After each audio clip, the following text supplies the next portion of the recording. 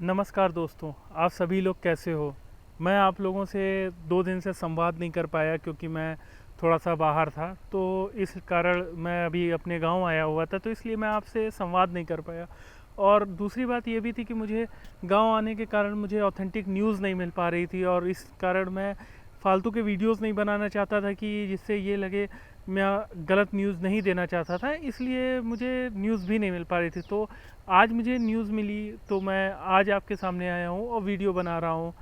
इसीलिए मैं कहता हूँ कि आप मेरे वीडियोस को पहले लाइक कर दीजिए, सब्सक्राइब कर दीजिए और शेयर कर दीजिए, ताकि इस पे व्यूज़ भी बढ़ते जाएं और जिनको ये न्यूज़ चाहिए उसको कम से कम न्यूज़ मिल जाए।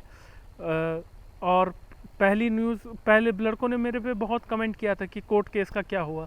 तो मैं बताना चाहूँगा कि जो कोर्ट केस 2 तारीख को लगा हुआ था, वो किसी कारणवश 5 तारीख को शिफ्ट कर दिया गया है, क्योंकि उस दिन थोड़ा सा बिजीनेस थी और बोर्ड ने 5 तारीख की डेट दी है। 5 तारीख को जयपुर में केस है और केस का है, और 7 तारीख को आपका जोधपुर क्या है।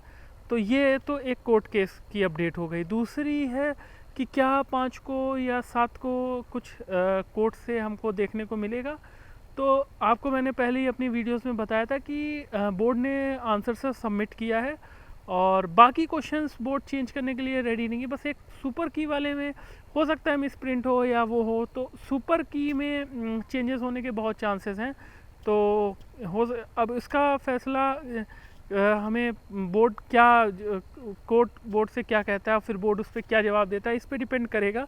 और अगर चेंज भी होता है तो जो सेलेक्टेड बच्चे हैं उनको कोई दिक्कत नहीं होगी, उनका तो रिजल्ट वो तो सेफ़ हैं, वो अपने फाइनल रिज़ल्ट का वेट करें और अब उनका फाइनल रिज़ल्ट आए वो ज्वाइनिंग ले।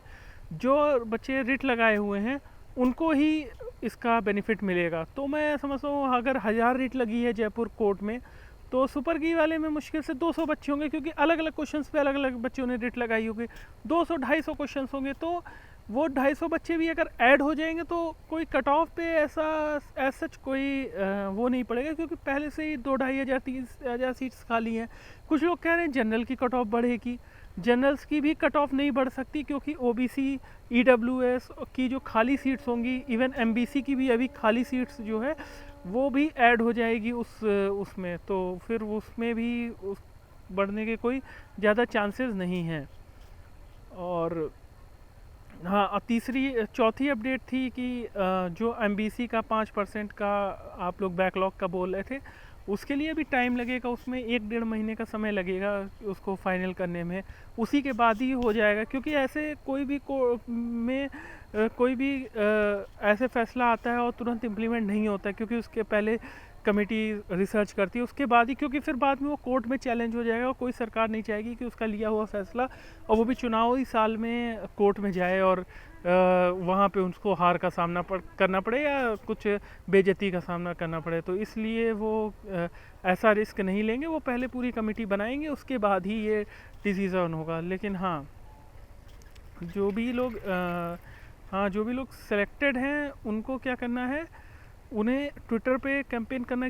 आपने 5 साल स्टडी की, 4 साल स्टडी की, 3 साल स्टडी की, क्या आप 10-15 दिन ट्विटर पे कैंपेन नहीं कर सकते हो क्या? और आपको कहीं जाना भी नहीं है, कुछ करना भी नहीं है, ट्विटर पे कैंपेन करो कि रिज़ल्ट को क्या कहते हैं, फाइनल रिज़ल्ट जल्दी दिया जाए। फाइनल, क्योंकि फाइनल रिज़ल्ट आना बहुत ज़रूरी है, क्योंकि आप देख ही रहे हो बहुत से लोग हैं जो इस रिज़ल्ट को रुकवाना चाहते हैं, चाहे कुछ कोई भी कारण हो, कुछ पॉलिटिकल कारण भी होता है। तो इस रिज़ल्ट को रुकने नहीं देना चाहिए, तो इसलिए आप रोज़ ट्वीट करो, कम से कम 10 दिन 15 दिन करो, तो आपका 20 तक रिज़ल्ट आने की पूरी चांसेस हैं। बोर्ड तो में मेरी बात हुई थी तो वो 15 या 16 में बोल रहे हैं, लेकिन आप बोर्ड पे भरोसा नहीं किया जा सकता।